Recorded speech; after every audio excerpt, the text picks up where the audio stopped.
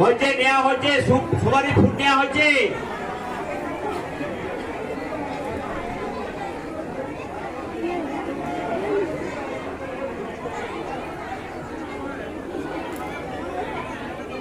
আচ্ছা, এইবারটা হয়ে যাক, পরের বারে অল্প করে আসবেন, এসে দিবেন।